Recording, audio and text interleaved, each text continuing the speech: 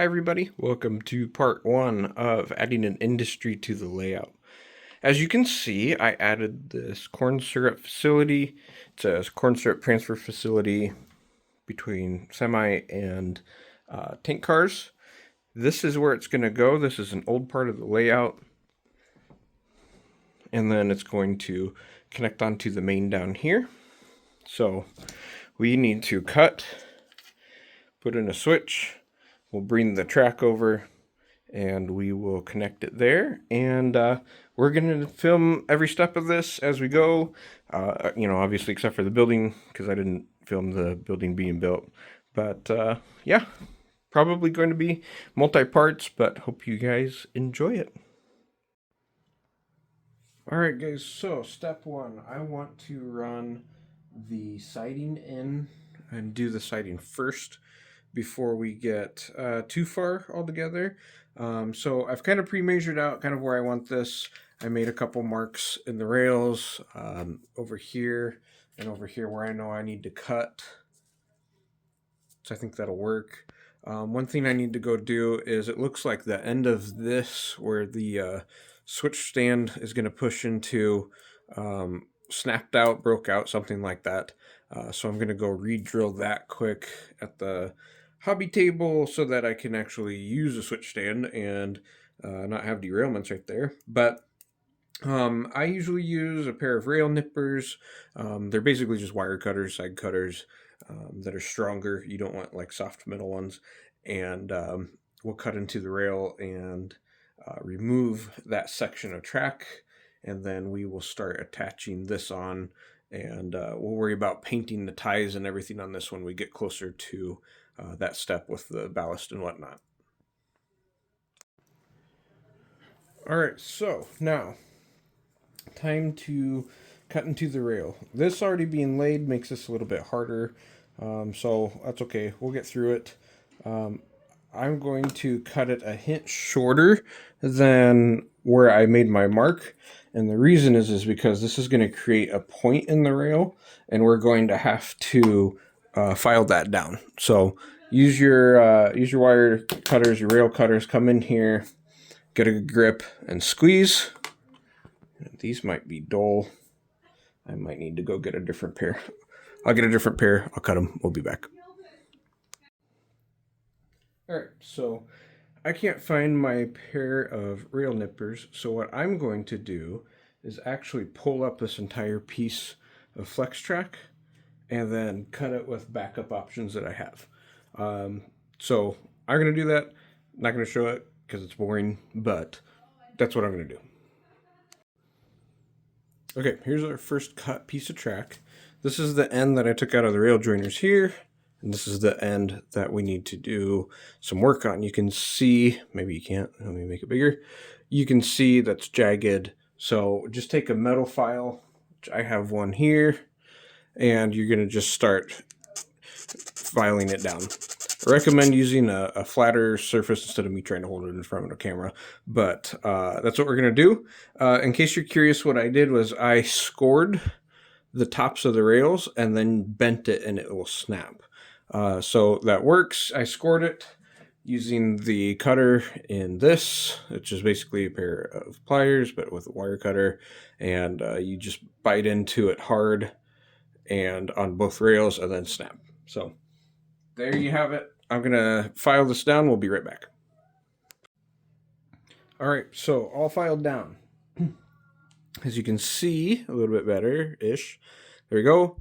Don't forget when you do this, you want it to be square this way, but you also want to make sure you're fairly square this way along the rail tops and any burrs that happen to pop up where your rail joiners go, and make sure that there's nothing on the inside of your rails. You don't want to cause problems for your derailment. So we're good to go. I already put rail joiners on the switch here with the exception of this one. This is plastic. This is a rail insulator joiner, and it is designed so that you can run and break your current. I use a form of wiring called common rail wiring, which means that the inside rail towards my layout, so as you look at everything here, the inside rail of everything is always going to be the same common wire, with a separate wire that will run sections of the outside so that I can shut it off with a switch. This allows me to park stuff on a siding, not draw power. If I need to test or work on something, I can isolate a siding all by itself and no big deal. So track is attached. Like I said, we'll worry about painting that, making that look pretty later. This, I did take a tie off in order to make room.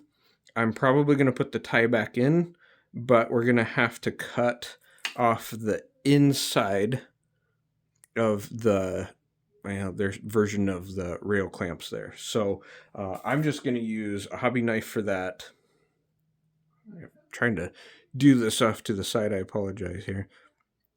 And we're just going to pop those up like that, but we'll leave the outside rail option. And there we go. So it still kind of looks the same. Still going to serve its purpose. I'm going to cut some of this excess scrap off of the edges of the tie, and then we're good to go. We're going to throw this under it, and you'll notice it will kind of naturally fit a little bit. I think it's a little too wide because of the rail joiners. We'll take all of that off. Again, apologize for it getting blurry on you. There you go. We'll do that. And then we'll just end up laying it basically under there. Yeah, that'll grab a little. That way when it's laying here, you're not going to notice. So we'll throw that together. And then we're going to throw that right in spot there. And because we pulled that up, you can see there's a little bit of resistance there, and that's okay. The next thing that we need to do before we get too much further is we're going to have to cut out some of the ballast here, and we're going to have to cut out all the ballast over here so that we can actually lay that and reballast. And then I don't know what's going to happen clear over here. Let me move this so you can see it. I don't know what's going to happen clear over here yet. That's probably going to be some sort of 3D print structure. I haven't decided. So we'll figure that out. All right, so this is how I'm doing this. I have to tell you, I actually glued this incredibly well. If you're curious about that, go see the video I have on it. Because I probably won't do a full tutorial like that again in this video, since it's already in another video. I'll tag that when we get to that step. And yes, I am using a nitro scale dump truck to put trash in. But I'm coming in here with the hobby knife, kind of cutting and lifting up.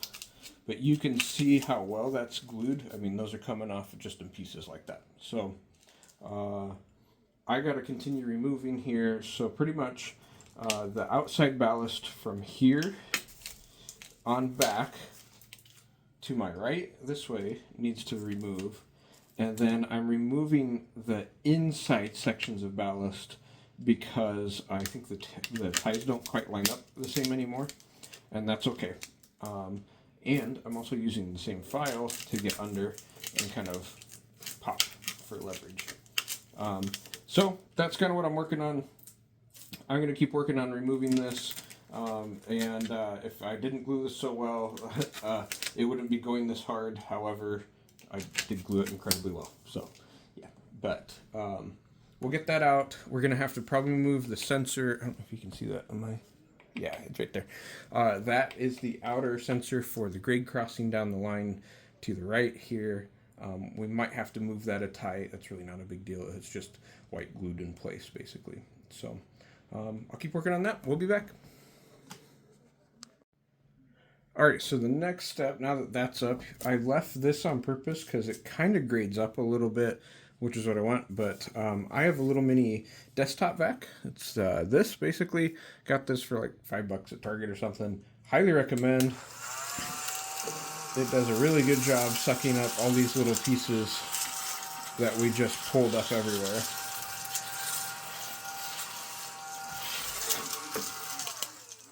Like that. We'll run more here down the line a little bit. Want to see our test fit quick and how this feels. That's pretty good. I'm pretty happy with that other than that. So, pull that back out. A little bit more to cut out there, and then we're going to get that put in. We'll finish the rest of the main line, and then we'll start on the siding. Okay, I'm pretty happy with that. I didn't show you this, or maybe I did in a way long ago video. I use bent paper clips. So these are basically halves of paper clips that I unfold once, cut them in half, and I use that to kind of hold the track in place until I'm done ballasting. That keeps everything kind of like right where I want it. And then after I throw the ballast in there, I'll pull these up and out of the ties, and you never know that it was there. If you look around the layout at the ballasted sections, you're not going to see them. If you look over here, you're going to start to see them. There's one there, and that's in, oh sorry, off the screen. There's one there, and that's until I get everything ballasted. So next, we'll work on the rest of the main line. All right, main line is rewired in. We did need to move the sensor a tiny bit, but not a whole lot. First thing that we're gonna do, and you can see it reconnects, oh sorry, that's annoying. Reconnects over here back to the switch that it was connected to. So, next thing is we're going to do a quick test run with locomotive. Just make sure that it goes okay, we get power okay, and then we'll worry about getting siding in next. So, oops, sorry.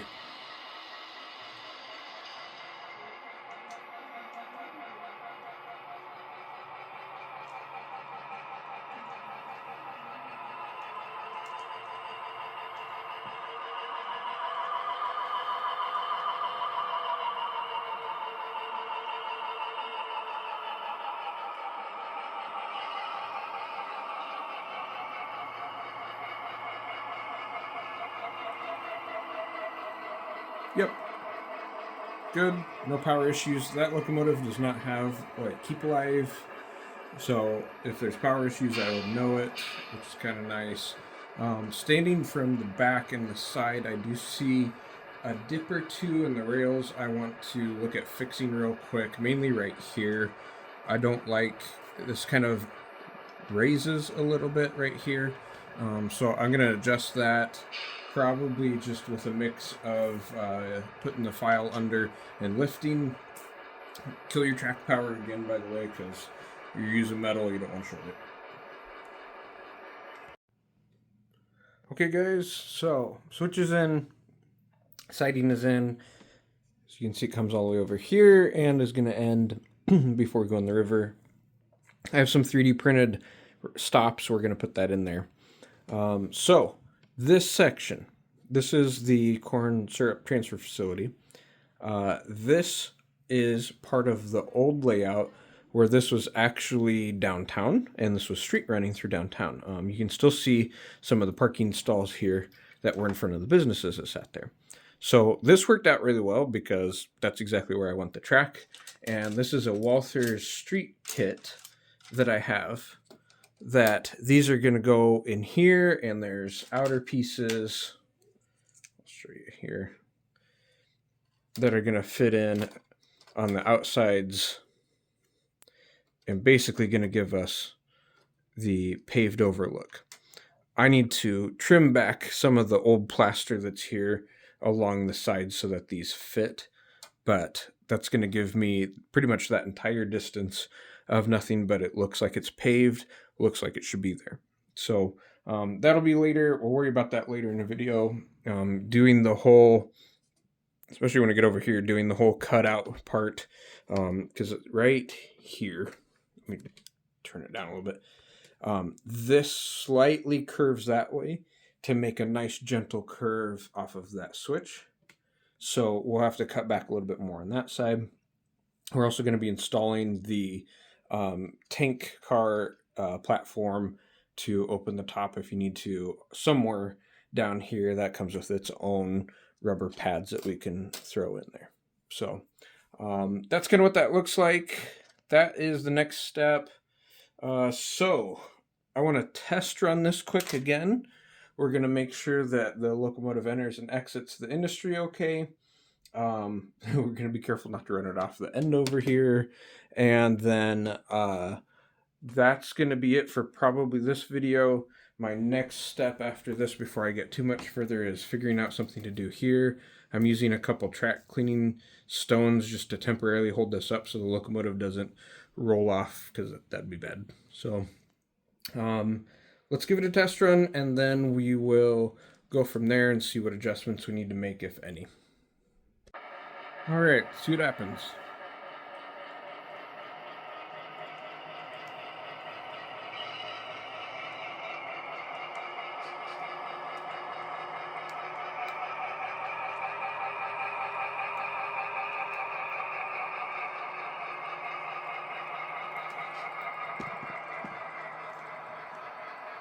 Nice.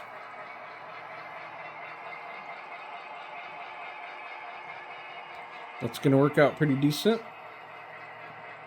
Happy it fits under that tank car platform.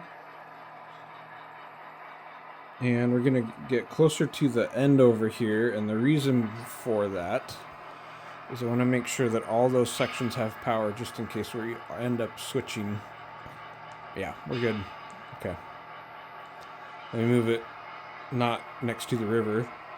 I also want to test a regular mainline train through the switch right here.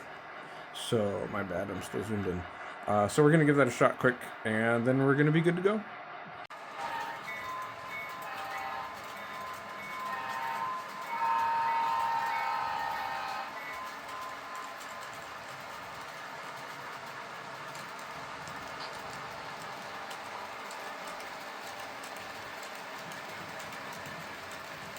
It's looking nice. It's giving the rail cars a very gentle but very nice dip on that spot right over here that I fixed. I really like that. That's going to show up really neat on videos and give it a very realistic look. So I'm happy with it.